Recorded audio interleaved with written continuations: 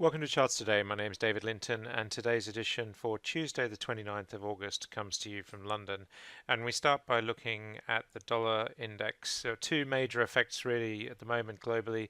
One is the missile strike by North Korea, firing a missile over Japan last night, and the floods in Houston causing quite a lot of concern about the effect on the US economy. But of course, our thoughts are with all the people of Houston and Texas, and I spent a lot of time there myself seeing clients, and our thoughts are with you today, and hope you're all safe and do get some respite from this weather. So we see that the dollar index is falling again heavily, fell this morning quite sharply on these political events, and we see here on the point and figure chart that is actually taking out this long-term support level. We've been teetering here at around this 92.50 level. We're now at 91.88. We're through that, and so the dollar is looking more and more bearish on all three time frames. And the euro, conversely, of course, is looking strong. Euro dollar, and we're seeing nudging 120 this morning. So that's really quite key that now the euro is really in recovery mode and running. The Japanese yen is actually looking stronger against the dollar, so it's US dollar weakness showing through here. We've got downside potential of another 1%, 10% downside not yet activated on this medium-term chart, but it is still looking like Japanese yen is stronger than the dollar. And the British pound is going up on that dollar weakness, but against the euro, the pound is 107 this morning, so we really are just seeing that move, and this 104 target is now getting ever closer. Looking at the sterling Swiss rate, we see here that Swiss franc being a safe haven, a lot of movement into the Swiss franc, and that means that sterling is bullish against the Swiss franc. And the Australian dollar, it's just holding its strength against sterling as well, coming back into this 162s area. The US stock market has opened lower, as we might expect, just about 0.5% lower on the S&P 500.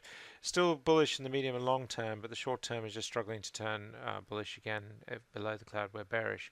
So Nasdaq is down 1/3%, so we're bearish here as well on the short term, and the Dow is also falling away. So this index, being more resilient normally than the others, has actually fallen away as well.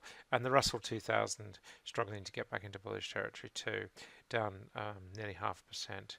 The futures much the same as we'd expect.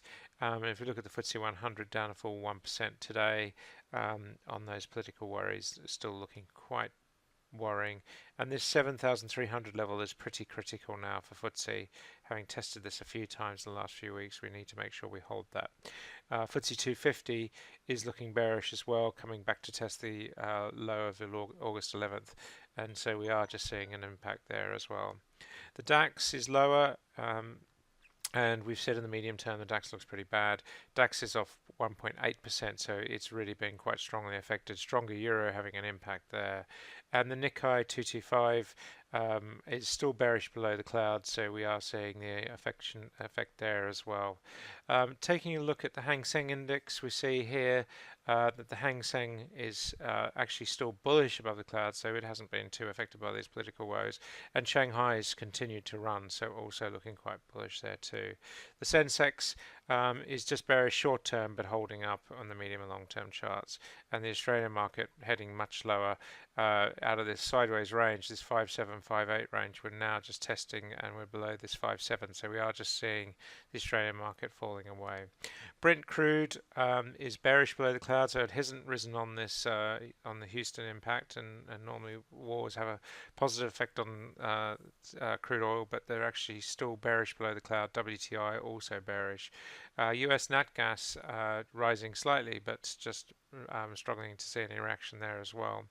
Copper continues to run, just running ever higher, so copper is actually looking very strong. Of course, the big story is gold, and we've been commenting on gold a lot on charts today, and we've said 1300 was the level. It was a bank holiday here yesterday in the UK, but gold in international markets did go much higher, and we've broken the 1300 level now quite convincingly. 1367 is the next stop. Interestingly, the downside target that we had on this chart has now gone. That's a bullish fact. And of course, now we're looking at this 1370 level.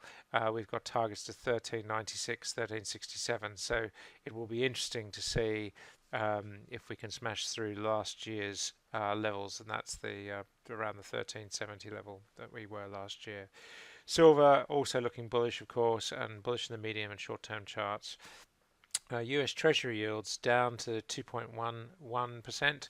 So we've been pointing out these high teens as where we expected it to go. We've got targets still to 208, 207, 209. So we've still got potentially lower to go yet.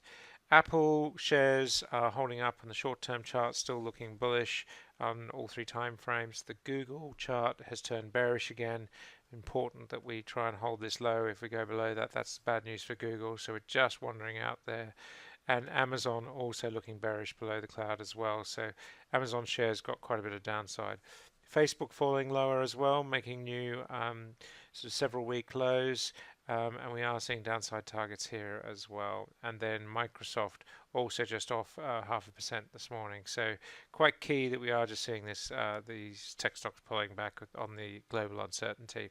That's it for today. Until tomorrow, happy charting. See you there.